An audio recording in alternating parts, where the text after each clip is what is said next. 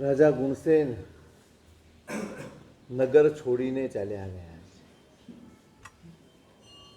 વસંતપુર નગર છોડી અને ક્ષિતિ પ્રતિષ્ઠિત નગર ચાલ્યા ગયા. પ્રજા રાજાના ગુણોથી પરિચિત છે, રાજાના સ્વભાવથી પરિચિત છે. રાજા વિચારે છે કે આ પ્રજા મારું નબળું નહીં જ સાંભળે, મારી વાતો નહીં થાય, વાતો થશે તો અગ્નિશર્મા તાપસ નહીં થશે. એક તો મારા કારણે એને આ જીવન સ્વીકારવું પડ્યું, આ કઠોર સાધના સ્વીકારવી પડી. એમાં એના ધર્મમાં અંતરાય થાય એવો પ્રમાદ મેં સેવ્યો અને હવે એની નિંદા સાંભળવાનું નહીં પોસાય. નબળી વાત જે સજ્જન છે, જે ઉત્તમ જન છે, એના જીવનમાં નબળાને અવકાશ ના હોય. નબળા તરફ દ્રષ્ટિ ન કરે, નબળા તરફ ઉત્સુકતા ન હોય, નબળી વાત હોય કે નબળા પ્રસંગો હોય નહીં. ઉત્તમને ઉત્તમતા જાળવવી પડે.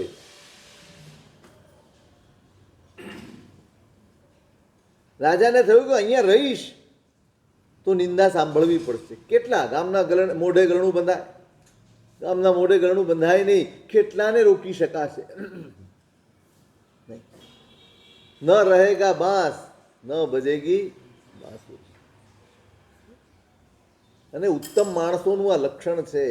એ પોતાની ઉત્તમતાને સાચવવા માટે બધું જ દાવ પર લગાડી શકે છે. એ કોઈ પણ પરિસ્થિતિનો સામનો કરવા તૈયાર હોય, પોતાની સજ્જનતા છોડવાની નથી. તમે વિચારો, સહેલું નથી. વસંતપુર નગરમાં રહ્યા છે, બધું જ વ્યવસ્થિત ચાલતું હોય અને એમાં અચાનક છોડવાનું, એને ગામ છોડી દેવાનું નક્કી કર્યું. નહીં જોઈએ. જ્યાં કોઈ નબળી વાત થતી હોય, આ ઉત્તમતા. ઘૃષ્ટમ ઘૃષ્ટમ પુનરપી પુનશ્ચંદનમ ચારુ ગંધમ. ચંદન છે એને તમે ગમે તેટલો ઘસો, ગમે તે રીતે ઘસો, શું આપે? એનો સ્વભાવ ન છોડે, એની પ્રકૃતિ ન છોડે. બસ એવું જ આ રાજાનું છે. સ્વભાવ છોડવા નથી માગતો. નહીં, અપરાધ મારો જ, ભૂલ કોઈની પણ હોય, ભૂલ કોઈની પણ હોય, નબળી વાત નથી સાંભળવા. આપણે વિચારતા હોઈએ ઘણી વાર, કોઈ પ્રસંગ બને, બે વચ્ચે કંઈક બોલાચાલી થઈ ગઈ હોય અને પછી છૂટા પડીએ ને ત્યારે આપણને આશા હોય કોઈક આવીને મને એમ કે ભાઈ તું સાચો હતો. પેલાનું નબળું બોલાય ને આપણે રાજી થઈએ જ, આપણને પોષણ મળે છે. અને કોઈ એમ કે ભલે આ માણસ જતું કરવું તું ને, કેવો લાગે? હિત કરે એ સારો લાગે ને, એ તમારી ઉત્તમતાની નિશાની છે. વીર વિજયજી મહારાજે હિત શિક્ષા 36 લખી છે. એમાં એક પંક્તિ લખી છે, રીસ કરે દેતા શિખામણ ભાગ્ય દશા પર વારી. તમને કોઈક શીખ આપે, કોઈક સારી વાત સમજાવે, તમારા ભલાની વાત કરે અને જો તમને મનમાં એના પ્રત્યે રીસ જાગતી હોય તો સમજવાનું કે તમારું ભાગ્ય પરવારી ગયું છે. તમે સંપત્તિ મેળવો, તમે સગવડ મેળવો, તમે સાધનો મેળવો, તમે વાહવા મેળવો, એ તમારું ભાગ્ય છે નહીં. તમારા હિતથી તમે ચૂકો એનું નામ જ ભાગ્ય પરવારી ગયું. બીજું બધું જ ભાગ્ય હોય, બધું જ મેળવી લેવાનું ભાગ્ય હોય, બધે વાહવા મેળવવાનું ભાગ્ય હોય, બધે તમારી ઘણી ખમ્મા થતી હોય, એ ભાગ્ય સંસારમાં દુર્લભ નથી. પણ હિતના રસ્તે ટકાવી રાખે ને એવું ભાગ્ય દુર્લભ છે. કોઈક મને કેનાર છે, કોઈકે મારા ઉપર ભરોસો મૂક્યો છે કે ભાઈ તું આ ન કર્યું હોત તો ચાલત. એ ભરોસાનો આનંદ હોવો જોઈએ. એને કહેવામાં વિશ્વાસ રાખ્યો મારા ઉપર કે આને કહીશ તો એળે નહીં જાય, એનો આનંદ હોવો જોઈએ. એના બદલે આપણને રીસ જાગે. પછી બીજો મળે ને, પેલો ઢોઢો મળ્યો હતો, બહુ ચીકણો, દરેક બાબતમાં આપણો જ વાંક કાઢે, જાણે આપણે જ બધા ખોટા હોઈએ. કેટલું બધું બોલી જઈએ છીએ. એને ભલા ભાવે કીધું હોય, એને એટલા માટે કહ્યું હોય કે તું તારી સ્થિતિનો વિચાર કરીને વાત. પેલું જંગલમાં છે ને એક વાઘ અને એક ગધેડો, બે વચ્ચે ચર્ચા. આકાશ કેવું, આકાશનો કલર કેવો, એક કહે છે કે લીલો ને એક કહે છે કે હરો, એક કહે છે ભૂરો છે ને એક કહે છે કે લીલો. બંને વચ્ચે ચર્ચા ચાલે છે, નિવેડો નથી આવતો ગેમે કરીને. બંને અડી ગયા છે એકબીજાની ઉપર. વાત લાંબી થઈ ગઈ એટલે કોકે સલાહ આપી, એક કામ કરો ને, જંગલનો રાજા સિંહ છે એની પાસે જાઓ, એની પાસે જાઓ, એ તમારો નિવેડો લાવી દેશે જે બી હશે એનું. રાજા પાસે પહોંચ્યા, તમારે એક સમાધાન કરી આપવાનું. શું સમસ્યા છે બોલો? તો કે મારા બે વચ્ચે એક વિવાદ થયો છે, આકાશનો રંગ કેવો. આ કહે છે કે ભૂરો છે ને આ કહે છે કે હું કહું છું કે ભૂરો છે ને આ કહે છે કે લીલો છે. આખી ચર્ચા સાંભળી અને સિંહે વાઘને ઠપકાર્યું જોરદાર અને સજા કરી. એમ ગધેડાને છૂટો કર્યો. એટલે વાઘે પછી પૂછ્યું કે તમે બી જાણો છો કે હું સાચો છું અને છતાંય ઠપકો પણ મને, સજા પણ મને. એ કે તું સાચો હતો કે ખોટો હતો, સજા એની નથી, ઠપકો એનો નથી. તું ગધેડા સાથે બાજ્યો ને એની વાંધો. ગધેડા સાથે બહેસ કરવા ઊભો રહ્યો ને એટલી અક્કલ તારામાં નહોતી? કોની સાથે વાદ કરાય, કોની સાથે વિવાદ કરાય, કોની સાથે ચર્ચા કરાય? ગધેડા સાથે ચર્ચા કરાય? તારું કોઈ સ્ટેટસ ખરું કે નહીં? સ્ટેટસ તો હોવું જોઈએ ને કાંઈ યાર.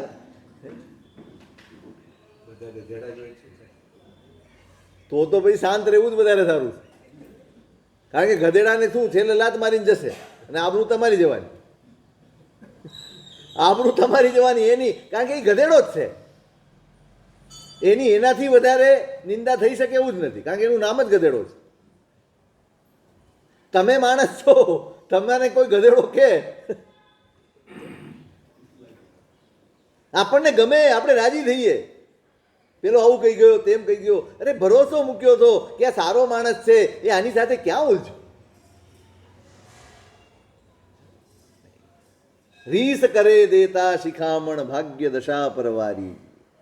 તમારું ભાગ્ય બીજું ગમે તેટલું હોય પણ હિત ઉપર ટકાવી રાખે ને એ જ તમારું સાચું ભાગ્ય છે, એ જ તમારું સાચું પ્રારબ્ધ છે.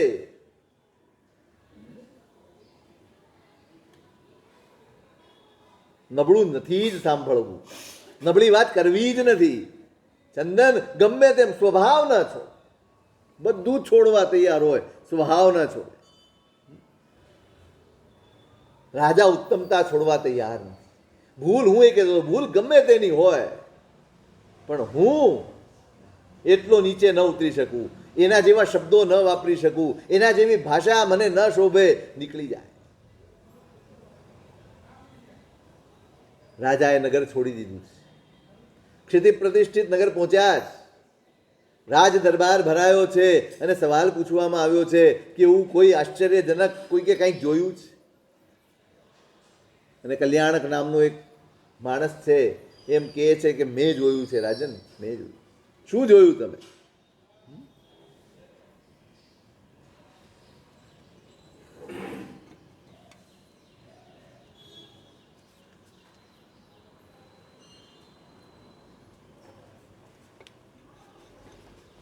આશ્ચર્ય તો મેં જોયું છે મહારાજ.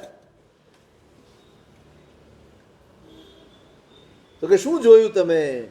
ત્યારે વર્ણન કરે છે. આમ જાણે નજર સામે દેખાતું હોય અને અત્યારે સાક્ષાત અનુભવમાં આવતું હોય ને એવા એના હાવભાવ થઈ ગયા. અદ્ભુત હતું મહારાજ, મહારાજ અદ્ભુત હતું. હજી મારી આંખો સામેથી એ ખસતું નથી, એ દ્રશ્ય ખસતું નથી અને હજી મારી આંખોમાં એ તૃપ્તિનો અનુભવ મને હજી થાય. આમ જોયા ને તો એમ લાગ્યું કે જાણે આંખો માટે તો એ ઉત્સવ હતો. આજે આંખોને ઉત્સવ થયો છે એવું મેં જોયું છે. કેવું લાવણ્ય, કેવું તેજ. આમ દૂરથી ખબર પડે કે ચારે બાજુ એમનું તેજ ફેલાયેલું છે. બીજું કાંઈ નહીં, એમ લાગે જાણે ચંદ્રમા સાક્ષાત ઉતરી આવ્યો છે.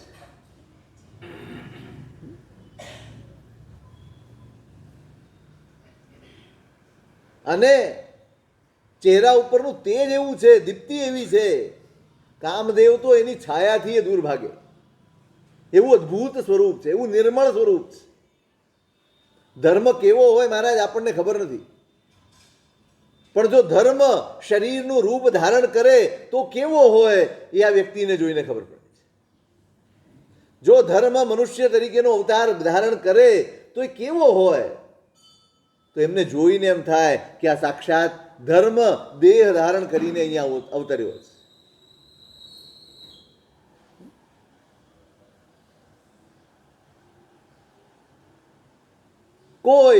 કોઈની સાથે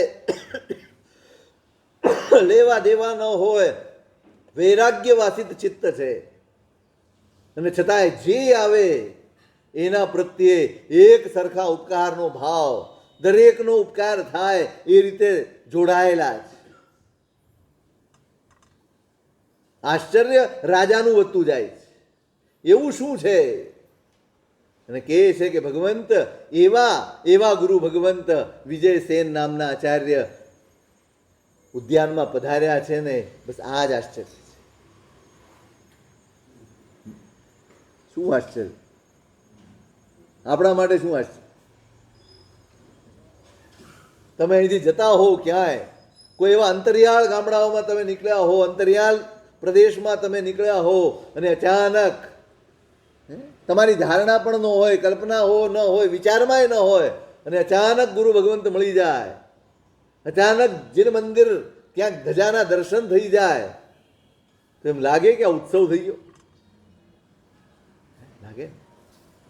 અને એ જ આનંદ થયો છે. આ જ આશ્ચર્ય શું છે? આ દુનિયામાં એકે વસ્તુ આશ્ચર્ય જેવી નથી. ગમે તેવું શ્રેષ્ઠ બહારનું વાતાવરણ હશે, એમાં કોઈ આશ્ચર્ય કરવા જેવું નથી. શ્રીમદે લખ્યું છે, સકલ જગત તે એઠવત અથવા સ્વપ્ન સમાન. આ સંસાર કેવો છે? એઠવાડ છે, એઠવાડ. એકનું એક રિસાયકલ થઈને આપણી સામે આવે છે, અને આપણે પાછા લાલ ટપકાવતા એની પાછળ દોડીએ. શું છે આપણી પાસે? એકનું એક. આ તમારું શરીર છે, એના પૂતગલો ફ્રેશ પૂતગલો છે સાહેબ. આપણે તો ફ્રેશ મોડલ વાળા, આપણને બધું ફ્રેશ જોઈએ. આ સંસારમાં એક પદાર્થ લાવી આપો જે ફ્રેશ હોય, એક પણ છે જ નહીં. બધું જ બધાએ અનેક વાર ભોગવેલું એઠવાડ જ છે, બીજું કાંઈ જ નથી. રિસાયકલ થઈ જાય ને એટલે આપણે વળી પાછા ખરીદવા દોડીએ. તમારા જ ઘરમાંથી પ્લાસ્ટિકના ડબલા ડબલી, આ ખોખા પૂઠા, આ તે બધું રિસાયકલમાં જાય, અને એનું કંઈક બનીને આવે ને એટલે પાછો લેવા દોડે. કેમ લેવા દોડ્યા ભાઈ? કેમ?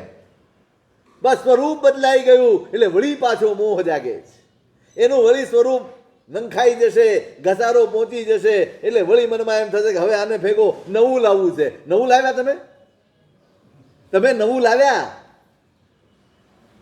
તમે નવું ખરીદી શકો એમ છો જ નહીં, કારણ કે નવું કશું છે જ નહીં. બધું એનું એ જ. સકળ જગત છે, એ કોઈ આશ્ચર્ય નથી. આપણને આશ્ચર્ય થાય, ઓ આવું? તમે પરદેશના ફોટા જુઓ એટલે એમ થાય આવું? અહીંયા તો પેલાને આખા નગરમાં બીજું કાંઈ આશ્ચર્યજનક ન લાગ્યું. આ ગુરુ ભગવંતને જોયા અને એને એમ થયું કે આજે એમ થયું કે મેં કાંઈક જોયું. અને રાજા શું કહે છે? તુમમ કય પુણ્યો પાવિયમ તય ફલમ લોયણાણમ. ભાઈ, તું કૃતપુણ્ય છે, તારું પુણ્ય સાર્થક થયું. શું સાર્થક થયું? તારું પુણ્ય સાર્થક થયું. તને આંખ મળીને એ આજે તારી સફળ. તને આંખ મળ્યાનું વાસ્તવિક ફળ આજે મળી ગયું. વિનય વિજયજી મહારાજે પ્રમોદ ભાવનાનું વર્ણન કર્યું છે શાંત સુધારસમાં. જીવ્વે પ્રભવી ભવત્વમ સુકૃતિ સુચરિતો ચારણે સુપ્રસન્ના.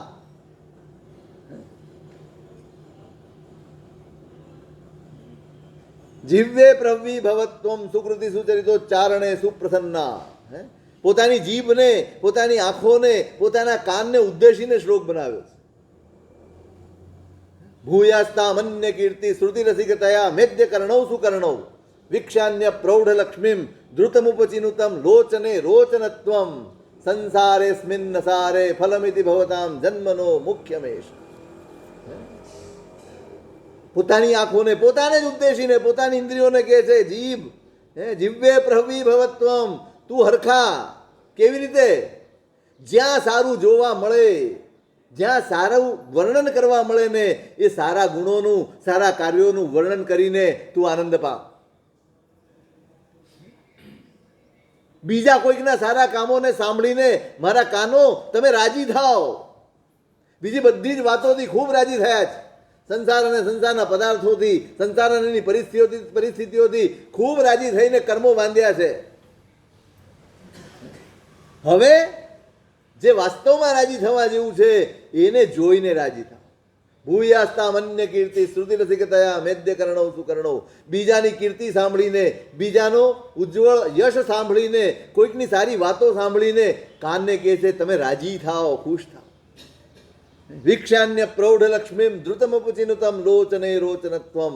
કોઈકનું પુણ્ય જોઈને, કોઈકનું ભાગ્ય ને સૌભાગ્ય જોઈને, કોઈકની ઉત્તમતા જોઈને આંખોને કહે છે તમે પુલકિત થાઓ. કેમ? સંસારે સ્મિન સારે ફલમિતિ ભવતામ જન્મનો મુખ્યમેશ. આ આખો સંસાર અસારતાથી ભરેલો છે. અત્યારે તમે નીકળશો અને તમને ખૂબ સારું દેખાશે. પેલા પ્રત્યેક બુદ્ધની વાત આવે છે ને, પેલો બળદ રાખ્યો છે, શું નામ છે? દ્વિમુખ નામ ભૂલાય. બળદ બહુ ગમી ગયો છે. સાવ નાનકડો હતો ને, વાછરડા જેવડું, એકદમ ઉજળું, ક્યાંય બીજો એક કલર જોવા ન મળે, આખે આખો ધોળો ધપ. રાજાને ખૂબ ગમી ગયો. કરકંડુને રાખી લીધો. બસ આદેશ કરી દીધો આને ખૂબ સાચવવાનું છે. આને કોઈ મહેનત ન પડે, કોઈ પરિશ્રમ ન પડે, એને માત્ર સાચવવાનું છે અને એને પુષ્ટ કરે. રોજ આવે, રોજ દેખભાળ કરે, રોજ એની પાસે બેસીને બસ રાજી થાય. કેટલો સરસ! અને જેમ જેમ મોટો થાય એમ એમ એનું સ્વરૂપ ખીલે. રાજા રોજ જોઈ જોઈને રાજી થાય. પછી તો છેવટે રાજકાજ છે, કેટલી વાર જાય. ધીમે ધીમે દિવસો વધતા ગયા, વધતા ગયા. ક્યારેક યુદ્ધે જવાનું હોય, ક્યારેક બહાર જવાનું હોય, આ બધા પ્રયોજનોમાં ઘણો વખત સુધી જઈ શક્યો નહીં. અચાનક એક દિવસ નીકળ્યો, એક જગ્યાએ જોયું એક બળદ બેઠો છે, માખીઓ ભણભણે છે, શરીર નબળું પડી ગયું છે, નખાઈ ગયું છે, રોગે ઘેરી લીધો છે, ઘાવ પડી ગયા છે શરીરમાં, પૂંછડી હલાવવાની એની તાકાત નથી. રાજા પૂછે છે ભૈયા આ કયો બળદ? આ કોણ છે? પેલા ઉપચાર કરનારા, બધા દેખભાળ કરનારા માણસો કહે છે સાહેબ આ એ જ બળદ. એમ? છેવટે આ જ ગતિ છે, છેવટે આ જ પરિસ્થિતિ, છેવટે આ જ પરિણામ. રાજાનો માયલો જાગી જાય. અહીંયા કશું જ આશ્ચર્ય કરવા જેવું, કશું જ જોવા જેવું નથી. સંસાર મેં સ્મિન નસારે, બધું જ અસાર છે. મને ભાન એવું લાગે છે કે આ સારું છે, એ મારો ભ્રમ છે, મારું અજ્ઞાન છે, મારો મોહ છે. જેની પાસે સત્યની દ્રષ્ટિ છે ને એની વાસ્તવિકતા જોઈને વ્યવહાર કરે. જેની પાસે મોહની દ્રષ્ટિ છે એ વર્તમાનમાં શું દેખાય છે એ જોઈને વ્યવહાર કરે. આપણો વ્યવહાર મોહની દ્રષ્ટિનો વ્યવહાર છે. હું વ્યક્તિને જોઉં છું કે આ માણસનો સ્વભાવ બરાબર નથી, હું વ્યવહાર એ રીતે કરું છું. આ સારો છે, આ નબળો છે, આવો છે, આ તેવો છે. આટલા બધા ભેદભાવ કેવી રીતે આવે છે? આપણે દરેક માટે મૈત્રી નથી રાખી શકતા, આપણે દરેક પ્રત્યે કરુણા નથી રાખી શકતા. કેમ? શું કારણ? શું ખૂટે છે? દ્રષ્ટિનું પરિમાર્જન નથી થયું, દ્રષ્ટિ શુદ્ધ નથી થઈ, દ્રષ્ટિને માંજી નથી શક્યા. માટે પરમાત્મા પાસે શીખવાનું આ જ છે.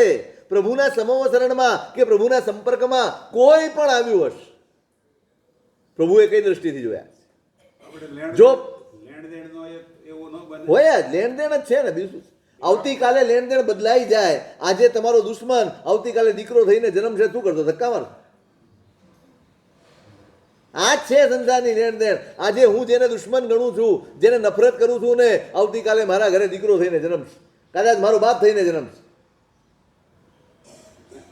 બધું જ શક્ય છે.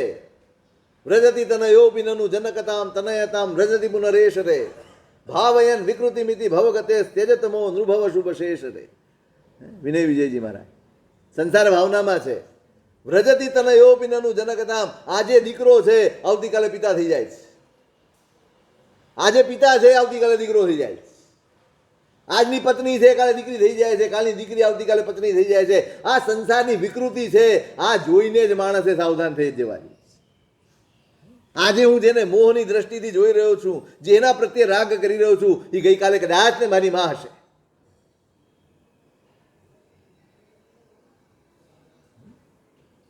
આજે હું જેને ધૂતકારી રહ્યો છું ને, એ આવતીકાલે વસૂલ કરવા માટે મારો બાપ થઈને જન્મશે.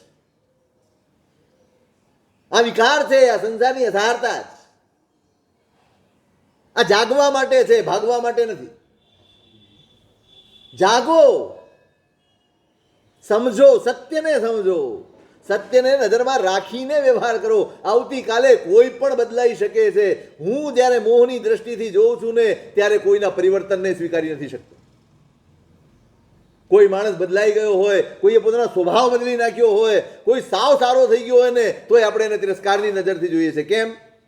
એ ગ્રંથિ બાંધી લીધી છે, એ ગાંઠ બાંધી લીધી છે કે નહીં, આ તો આવો જ છે. કોને ખબર સાહેબ દેખાવ કરતો હોય તો? મને એક પ્રામાણિકપણે છાતી ઉપર હાથ મૂકીને કહો, આપણામાંથી એક પણ જણ એવો હોય જે દેખાવ વગર જીવતો હોય? એક માણસ લાવી જે દેખાવ વગર જીવતો હોય? આપણે દેખાવ કરીએ છીએ. આપણો દેખાવ આપણને માન્ય છે અને પેલાનો દેખાવ પણ મને માન્ય નથી. હું સુધરી જાઉં તો અપેક્ષા રાખું કે બધા મને સ્વીકારે, અને કોક સુધરી ગયું તો હું જરાય સ્વીકારું નહીં. આ કેવા વ્યવહાર? આ કેવું દોગલાપણું?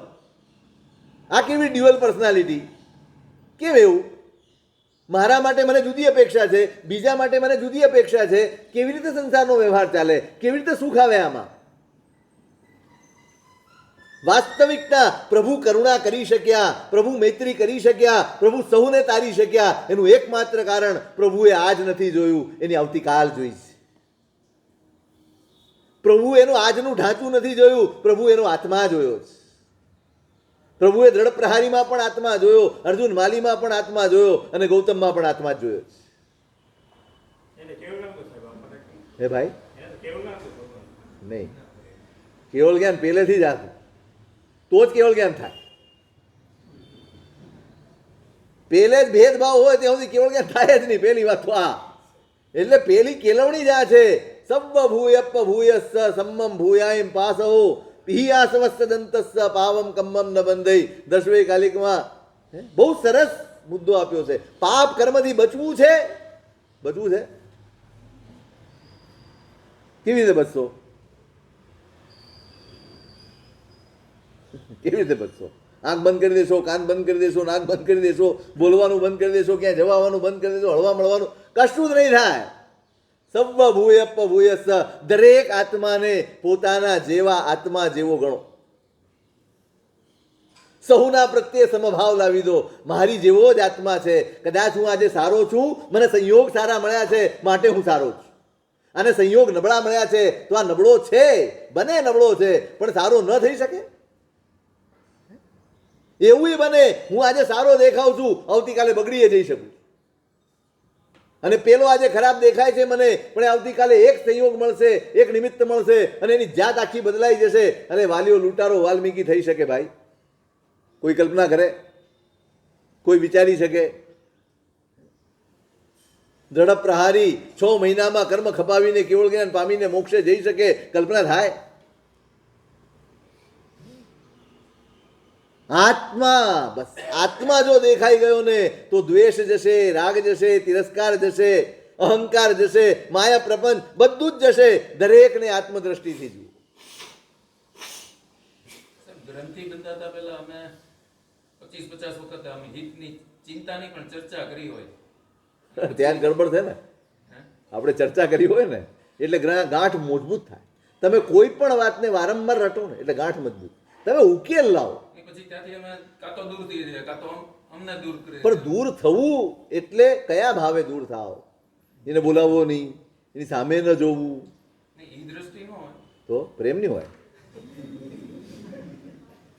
કઈ નહીં, માધ્યસ્થી હોય કે આપણે હવે આના વિશે ક્યારેય કોઈની આગળ પણ વાત કરવી નહીં, એવું ખરું? ચાલો દૂર થઈ જાઓ, કબૂલ. આટલું કરો. ચોક્કસ માની લીધું કે આ સુધરતો નથી. તમે ઘણી મહેનત કરી, તમે ઘણા પ્રયત્ન કર્યા, સારી રીતે પ્રયત્ન કર્યા, અને છતાંય હું નથી બદલાયો. તમે શું કરો? દૂર થવું જ પડે. વ્યવહાર છે, વ્યવહાર નિશ્ચયથી ન ચાલે. નિશ્ચયને નજરમાં રાખીને વ્યવહાર પાળવા. ભાઈ આ આજે નહીં, કદાચ આવતીકાલે સુધરશે. હશે. આપણે શું કરવું? આપણે આઘા થઈ જવું, પણ એની વાત નીકળે ને ત્યારે ઇન્ટરેસ્ટ ન લેવું. કોઈ નબળું બોલે ત્યારે ઇન્ટરેસ્ટ ન લેવું, કોઈ એનું સારું બોલે ત્યારે બળતરા ન કરવી. હવે કોઈક આવે, બને એવું, કોકના માટે સારો પણ હોય. મારા માટે જે વ્યક્તિ નબળી છે એ બીજા માટે પણ નબળી ખરી? એવું આપણે ક્યાં નક્કી કરીએ? નહીં, એટલે એવું નથી ને. એ બીજા માટે સારું પણ હોય, અને બીજો તમારી સાથે જોડાયેલો હોય, પેલો કેટલો સારો હો. જો આપણી આગળ કહ્યું હોય તો આપણે શું કરીએ? શું સાવચેત કરો. પણ એનો અનુભવ જ જુદો છે. તમે શું સાવચેત કરો? એનો અનુભવ જ જુદો. દરેકના ઋણાનુબંધ જુદા છે. તમે તમારા ઋણાનુબંધ પ્રમાણે જો એની સાથે એને પણ જોડી કાઢશો ને તો તમે અપરાધમાં પડશો. ગોશાળો એના અનુયાયીઓ માટે બહુ સારો હતો, આપણા માટે ખરાબ હતો, આપણા માટે નબળો હતો. એના અનુયાયીઓને ભગવાનની જેમ પૂછતા હતા, તીર્થંકર તરીકે પૂજાતો હતો. આપણને જે દેખાય એ કરીએ ને, ગોશાળા માટે આપણને દેખાય એટલું આપણા પૂરતું કરવું, બીજાને જોડવા નહીં. કારણ કે દરેકનો અનુભવ જુદો હોય છે. હા, તમે એમ કહી શકો, ભાઈ મારો અનુભવ આવો છે, પછી તું જોજ. એટલું મૂકવાનું નહીં. મૂકવાનું એટલે જરૂરી લાગે તો. તમને એમ લાગે કે ભાઈ આવતીકાલે આને નુકસાન થઈ શકે એવું છે, ચેતવી દીધું, પછી એ જાણે. એ કે ના યાર મને તો સારું લાગે, ઓકે. તો પછી ખુચરકાની આનું બગડ્યું કે નહીં રાહ નહીં જોવાની. આપણે રાહ જોઈએ કે આને નબળો અનુભવ થાય. આ બહુ ઊંડું સાયકોલોજી છે આ. સારું થઈ ગયું એની માટે રાહ જોતી હોય. ના ના ના, હજી ચોથો વારો નથી આવ્યો. આપણે ખાલી ઉત્સવો ગણીને એમ માનીએ કે ચોથો વારો આવી ગયો. ખરેખર આવો વિચાર આવી જશે ને એ દાડે હું કઈ ચોથો વારો આવી આપણે.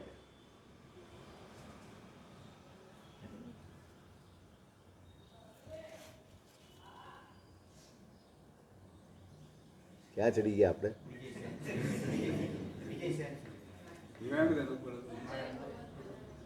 તમે ભૂલી જાઓ એવું છે. હા, એ તો ખબર છે. અત્યારે ઉત્સવ અસારે સંસારે સ્મિન નસારે, બધું જ અસાર. પણ એમાં ફળ શું? મને આંખ મળી, મને કાન મળ્યા, મને જીભ મળી. શું ફળ એમ?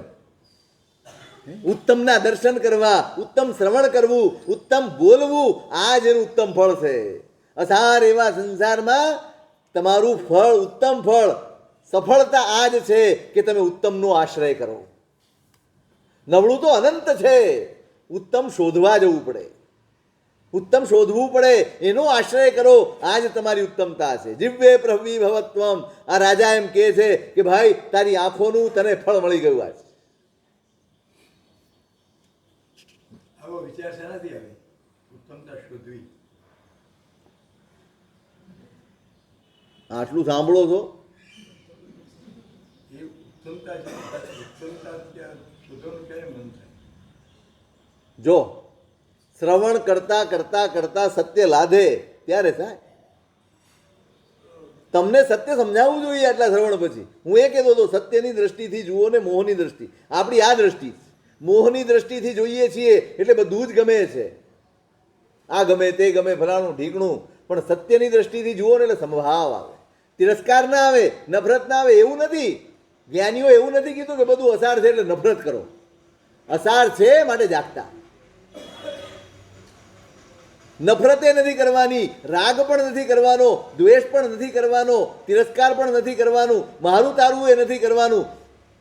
અસાર છે એ બોધનો સાર એટલો જ છે કે તમે હંમેશા જાગતા રહો. આ વસ્તુઓ ત્યાં વ્યક્તિઓ, ત્યાં વાતાવરણ કશું પણ તમને લપેટી ન જાય એના માટે તમે સાવધ. તત્વની દ્રષ્ટિથી જોઈએ તો જ ઉત્તમતા તરફ નજર જશે. હવે ઉત્તમ આખા સંસારના પરિભ્રમણમાં અધમ તરફ જ નજર કરીશ. રાગપૂર્વક જ જીવ્યા છીએ, દ્વેષપૂર્વક જ જીવ્યા છીએ, હવે નહીં. આટલું શ્રવણ જ્ઞાનનું ફળ આ છે.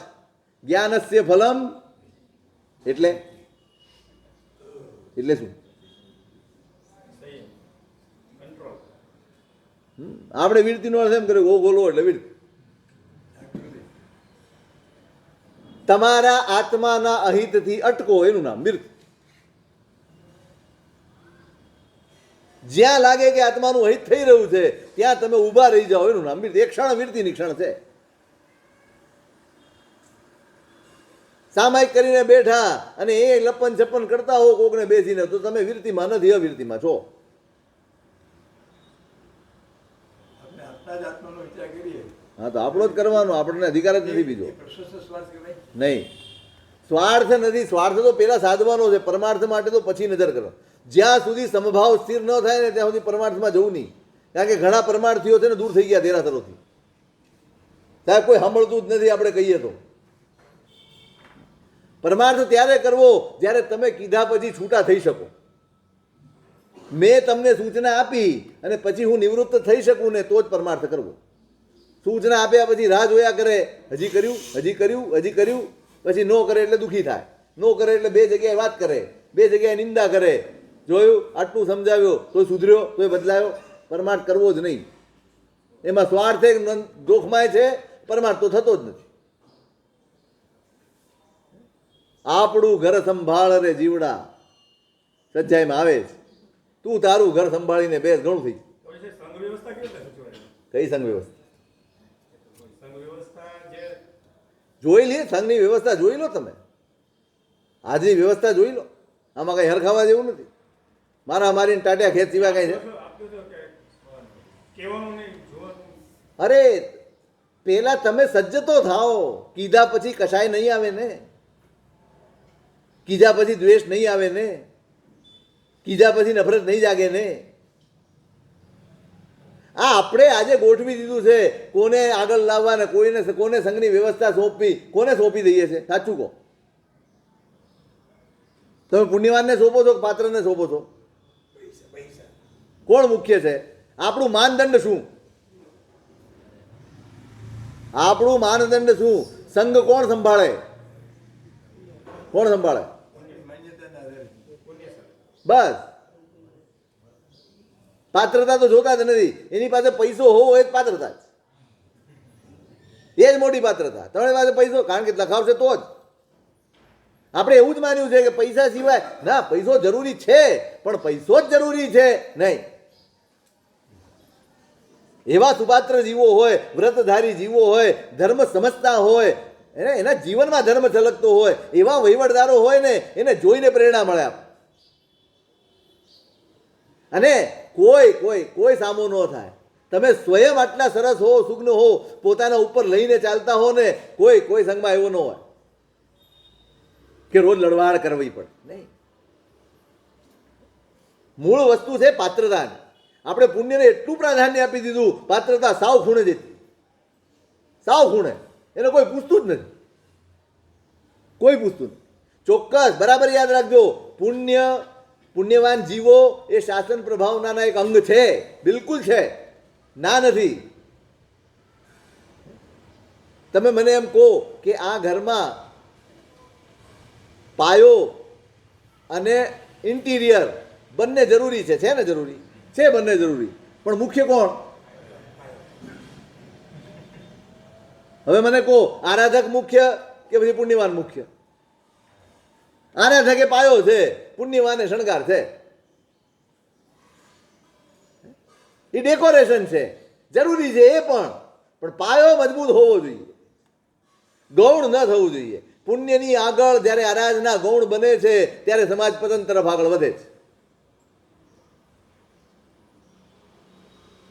પુણ્યવાન હોય તો આરાધક પણ હોવો જોઈએ. એનું પુણ્ય આરાધનાથી પવિત્ર થયેલું હોવું જોઈએ. હવે તો હું પુણ્યવાન છે પૈસો છે એટલે રૂઆબ એવો કે જાણે બાપનો સંગ હોય. હું કહું એમ થાય, હું ન કહું તો ન જ થાય. ભલે એમાં સંઘનું હિત હોય, ભલે એમાં સંઘની જરૂરિયાત હોય, મને નથી લાગતું એટલે નહીં કરવા દેવા, પતી ગયું. એવા ને આપણે થોપ્યું.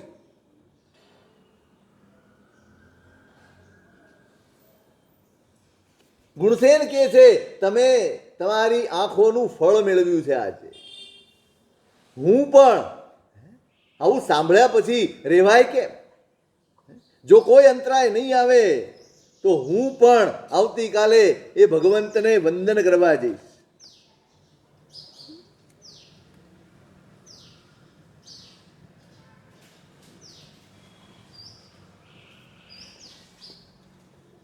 જોજો ભાષા તમે જુઓ, મૂળ વસ્તુ આ જ. જો કોઈ અંતરાય કાલે નહીં આવે ને તો કાલે મારે જવાની ભાવના જ. હું જઉં છું અને મારી જવાની ભાવના જ. બહુ ફરક છે. એકમાં આર્ત ધ્યાન ને પૂરો અવકાશ, મારે જવું છે અને ન જવાયું, કોઈ કે ના પાડી એટલે દુઃખી. જવાની ભાવના જ. ક્યાંય પણ આ વિનય છે. તમારે તપ કરવો છે, તમારે ગુરુની રજા લેવી છે, સાહેબ મારી ભાવના છે કે હું કરું. ભાવનામાં આજ્ઞાને અવકાશ છે, ઈચ્છામાં આજ્ઞાને કોઈ અવકાશ નથી. ઈચ્છા ત્યારે જ થાય જ્યારે આજ્ઞાને ઓળંગવાની હોય. આજ્ઞા સ્વીકારવાની હોય ત્યાં તો ભાવના જ, મારી ભાવના જ. કોઈ વિઘ્ન નહીં આવે ને તો કાલે વંદન કરવા દઈશું. રાત્રિ વીતી છે, સવાર પડ્યું છે અને રાજા પોતાના સમગ્ર પરિવારની સાથે આચાર્ય ભગવંતના વંદન કરવા માટે બધા આવ્યો છે. હરિતુ ભિન્ન પુલયણમ આનંદ બાહજલ ભરીય લોયણેણમ. આચાર્ય ભગવંતને જોયા અને જોતા જ રોમાંચ રોમાંચ રોમાંચ થઈ ગયો. એમ લાગે કે જાણે ભવનો તરસ્યો હશે, વર્ષોનો તરસ્યો હશે, એમ તરસ છીપાતી હોય એટલો આનંદ થયો છે. રોમ રોમ ઊભા થઈ ગયા, આંખો ભીની ભીની થઈ ગઈ, આંસુઓ ખરી પડ્યા છે આંખમાં. ધરતી ઉપર માથું નમાવી અને ગુરુ ભગવંતને વિનયપૂર્વક વંદન કરે. અને ગુરુ ભગવંત પણ શું કે, રાજા આવ્યો છે, હરખ આવો છે. કોઈ ચહેરા ઉપર રાજા આવ્યો છે, આટલા બધા પરિવાર સાથે આવ્યો છે, ચહેરા ઉપર કોઈ રેખા, કોઈ રેખા. સાધુતા જેને ભાવી ગઈ ને એ પૂતગલમાં ક્યારેય રાચે નહીં. એને પૂતગલનો આનંદ ન હોય, પૌદ્ગલિક પરિસ્થિતિઓનો આનંદ ન હોય. મારી પાસે રાજા આવે છે ને મારી પાસે મંત્રી આવે છે ને મારી પાસે સંતરી આવે છે, આ બધા આનંદ એને હોય જેને સાધુતાનો હજી સ્વાદ નથી ચાખ્યો. એવા ફોટા પડાવીને હું રાજી થઉં, હે ફોટો પાડો, સેલ્ફી લે ભાઈ, હાલો કોણ આવ્યું છું. હું કહું પારસ ફોટો પાડી લેજો, હો કાલે દિવ્ય ભાસ્કરમાં આપી દે. શેના માટે? કોનું ગૌરવ વધારવા માટે? મારું ગૌરવ એના થકી જ, મારા માન સન્માન એને આધારી છે. આના કરતા એ મુખ્ય છે. આનું ગૌરવ ન બેઠું હોય ને અહીંયા, ત્યારે જ બીજાને મહત્વ આપવાનું મન થાય.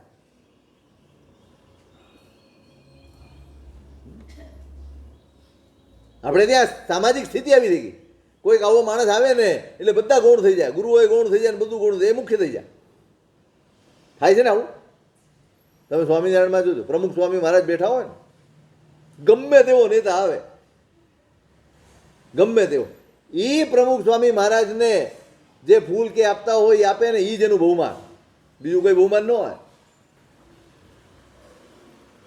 આપણે તો ગુરુ હોય ગૌણ, બધું ગૌણ, બધી વાત ગૌણ થઈ જાય, મુખ્ય થઈ જાય, માથે ચડી જાય.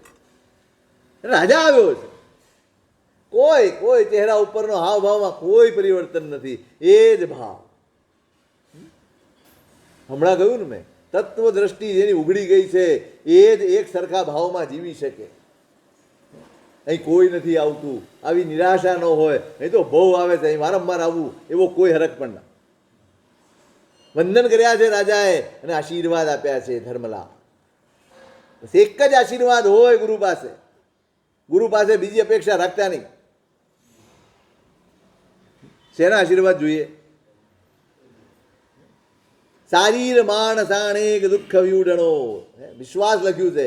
શારીરિક હોય, માનસિક હોય, ભૌતિક હોય, આદિ ભૌતિક હોય, કોઈ પણ પ્રકારની તકલીફો હોય ને બધાને દૂર કરનારું એકમાત્ર આશીર્વાદ છે આ ધર્મલા. પણ આપણે શું રોજનું થઈ ગયું ને, એટલે હવે રોમાંચે નથી રહ્યો. ધર્મલાભ સાંભળીને કઈ આનંદ થાય? હા, નો સાંભળો તો એમ થાય હારું ધર્મલાભે નો આપ્યો આપણને, એમ કહેવાનું મન થાય. પણ ગુરુ ભગવંતે ધર્મલાભ સામાન્ય જણ આવે અને જે પ્રેમથી મોઢામાંથી ધર્મલાભ નીકળે એટલા જ પ્રેમથી રાજા પ્રત્યે પણ ધર્મલાભ. સાધુ આત્મદર્શી હોય એવો હોય સાધુ. જે આવે એનું હિત થાય એની બુદ્ધિથી જ વ્યવહાર કરે. અને એટલે જ ભગવાને કહ્યું સામાન્ય માણસ આવે, મોટામાં મોટો માણસ આવે અને જેવો વ્યવહાર થાય એવો જ વ્યવહાર સામાન્ય માણસ પાસે પણ કરવા. જે ભાવે પુણ્યવાનને ઉપદેશ આપે એવા જ ભાવથી સામાન્ય વ્યક્તિને પણ ઉપદેશ આપે. ભેદ કરે તે સાધુ નહીં, ભેદ કરે તે સાધુ નહીં, એક સરખો ભાવ. સ્વાર્થ હોય ને ત્યાં ભેદ આવે. મારે તમારી પાસે કંઈક પ્રોજેક્ટ પૂરો કરાવવો હોય તો હું આગળ બેસાડું. મારે તમારું ભલું કરવું હોય તો મારે કોઈ ભેદ કરવાની જરૂર રહેતી જ નથી. ચાપલુથી ક્યારે કરવી પડે? તમે બહુ સારા છો, તમે ફલાણા છો, ઢીકણા છો, હું તમને કાંઈ ન કહી શકું, કશું જ નહીં. તમે તમારા ધંધામાં ગમે એટલા ગપલા કરતા હો, મને ખબર પણ હોય, કહીએ ગયા હોય બધા, કહી જાય ને આપણા હિતે શું હોય, સારા સમાચાર આપી જાય, હું સાંભળું એ ખરો. અને સાચી પણ વાત હોય હું રોકી શકું ખરો? એમાં ભૂલ અમારી જ ગણવાની ને. અમારી ભાઈ, અમારી પણ બિલકુલ. તમારી ભૂલ છે એમ તમને ક્યારે ખબર પડે? ભૂલ બતાવે છે. બસ તો પછી હું ન બતાડું તો કોની ભૂલ?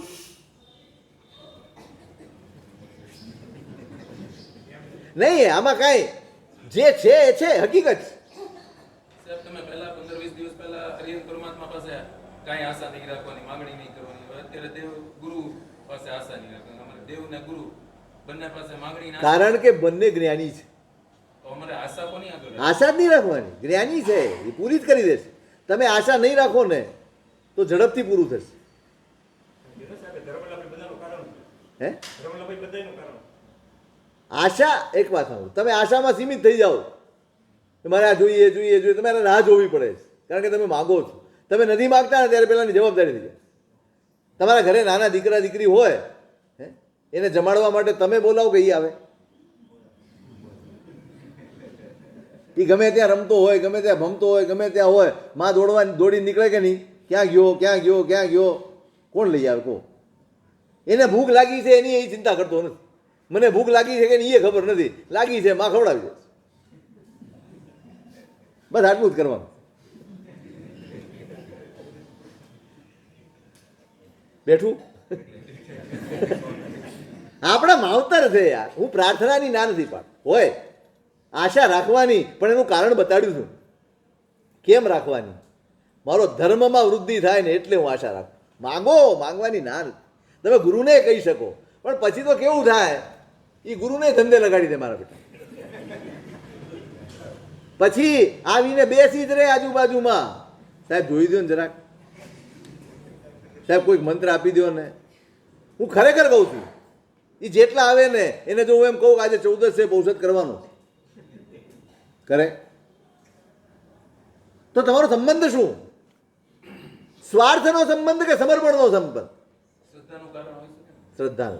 આને શ્રદ્ધા નાખ. આ તો મારા થકી એકાદ કામ થઈ ગયું એટલે ફરો છો, નહીંતર ભગવાનને બદલી નાખરા આપણે ગુરુને ન બદલી દઈએ.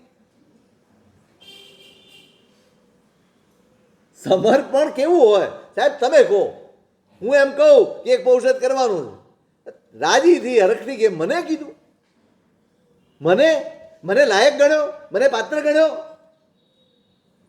હરખ થાય, આનંદ થાય.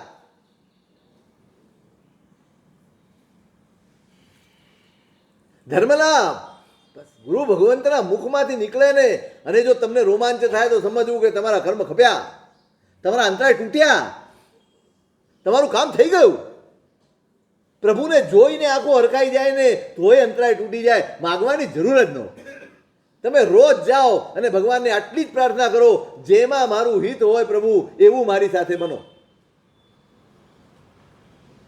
હું બધું જ સ્વીકારવા તૈયાર છું. હું દરેક પરિસ્થિતિને તમારા આશીર્વાદ ગણીને જીવી શકું એટલું સત્વ મને આપું. દુઃખ આવે તોય, અનુકૂળતા આવે તોય હું તમને ન વિસરી જાઉં. સુખ આવે તમને વિસરી જાઓ, દુઃખ આવે તમને દોષ આપું. આ બંને પરિસ્થિતિમાંથી મને ઉગારી. પ્રાર્થના આટલી જ કરજો, મારું હિત જેમાં હોય એટલું મને આપજો, એવું મને આપજો. બરાબર યાદ રાખજો, આપણને મળ્યું છે ને એ પચતું નથી.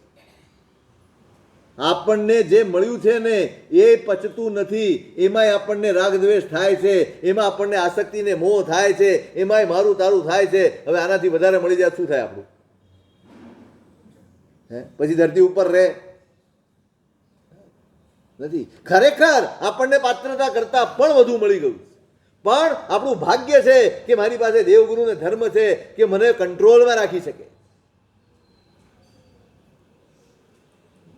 ગુરુ મહારાજે આશીષ આપ્યા છે ધર્મલાભ. ગુરુના હૈયામાં માત્ર કલ્યાણની કામના. ધર્મનો લાભ એટલે દુનિયાનું કોઈ એક પણ આશીર્વાદ એવો નથી જે પરિપૂર્ણ હોય.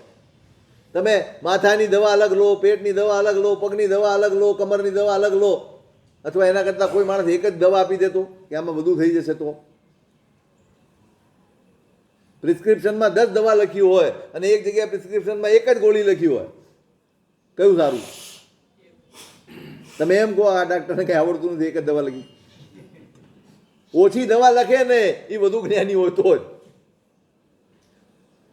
ઓછી દવામાં બધા જ રોગનું નિવારણ. આ એક દવા છે ધર્મ લાભ. તમારા જીવનમાં ધર્મ આવશે, એક પણ ઉપાધિ નહીં રહે, એક પણ તકલીફ નહીં રહે, એક પણ માંગણી કરવાની જરૂર જ નહીં પડે. ધર્મને જગ્યા તો આપો, ધર્મને પ્રવેશ તો આપો. તમે પણ પાછા શરતી છો. પેલા કાંક મળે પછી ધર્મ. ભગવાન બી જિદ્દી છે, પેલા ધર્મ કર પછી આપો.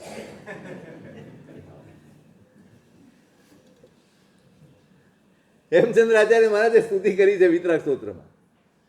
મત પ્રસત્તે સ્ત્વત પ્રસાદ ત્વત પ્રસાદાદ ઇયમ પુનઃ ઇત્યન્યોન્યાશ્રય મિંદી પ્રસિદ્ધ ભગવાનમયી. અરે ભગવાન, હું તમારી ભક્તિ કરું ને હું રાજી હોઉં તો તમે મારી ઉપર રાજી થાવ. પાછો હું રાજી થાવ, અરે તમે રાજી થાવ તો હું રાજી થાવ. આ બધું રોજનું હું માથાકૂટ. માને હું રાજી થવું કે ન થવું, તમે રાજી થઈ જાઓ. અધિકાર, અરે અધિકાર તો મેળવો પેલા એટલો. સમર્પણ એટલું કેળવો, પછી અધિકાર આવશે. હું રાજી થઉં તો તમે કૃપા કરો, એવા ગણિત જોઈતા જ નથી. અને તમે કૃપા કરો પછી હું રાજી થાવ, આવા કોઈ ગણિત મારે જોઈતા નથી, કોઈ હિસાબ જોઈતા નથી. હું થાવ કે ન થાવ, તમારે કૃપા કરવાની બસ. અધિકાર, એટલો અધિકાર મેળવો. સમર્પણ કરશો, જે આપશે સ્વીકારશો, જીવનની દરેક પરિસ્થિતિને સ્વીકારશો. હું ગેરંટી સાથે કહું છું. એકવાર શિકાયત કરવાનું બંધ કરી દો, એકવાર ફરિયાદ કરવાનું બંધ કરી દો. તમને ન ચમત્કાર દેખાય તો મને કે. આપણે એવું માનીએ છીએ કે માગવાથી મળે છે. અને એ ખાલી માત્ર આપણા સંસ્કારો છે કે માગ્યા વગર નથી મળતું, માગ્યા વગર માય નથી પીરસ વ્યવહાર. પણ તમે દરેક પરિસ્થિતિને સ્વીકારવા તૈયાર થઈ જાઓ, તમારું ભાગ્ય ન ખીલે તો મને કે. ફરિયાદ વગર સ્વીકારી. આશીષ આપ્યા છે ધર્મલાભ.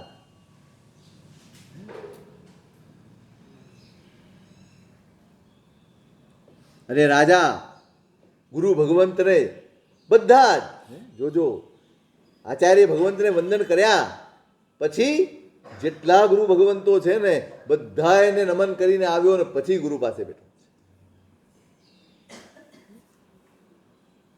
વિમ્યો તસ્સર્વચર્યે હિમ, વિસ્મય. એને જોયા જ કરે છે, નજર નથી હટતી, નજર ખસતી નથી. આવું રૂપ, આવું દિવ્ય રૂપ એમનું છે. રહીને અંદરથી એમ થાય છે આટલું કેવું કેવું દેખાય છે.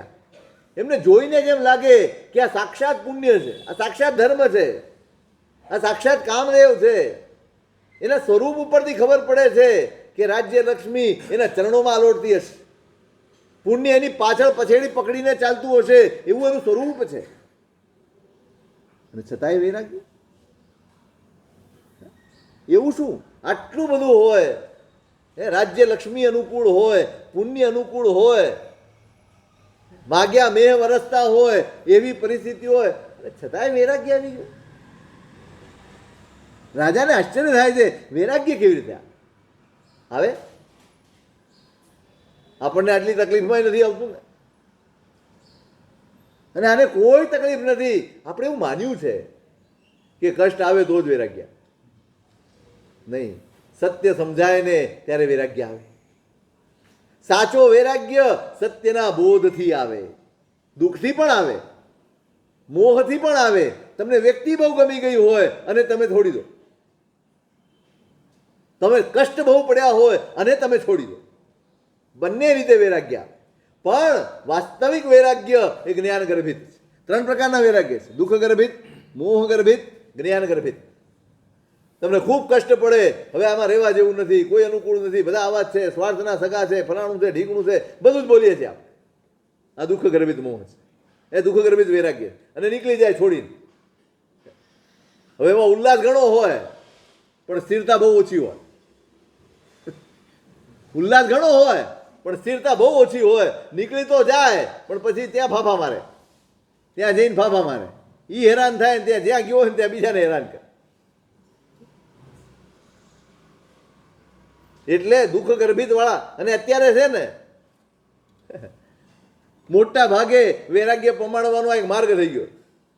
સતત સંસારની નિંદા કર્યા જ કરવી, કર્યા જ કરવી, કર્યા જ કરવી. બધું ખરાબ છે, સંબંધો ખરાબ છે, માતા પિતા કોઈના નથી, ફલાણું કોઈનું નથી, ઢીકણું કોઈનું નથી. અહીંયા આવે ને પછી ખબર પડે હાલ આ કોઈના નથી.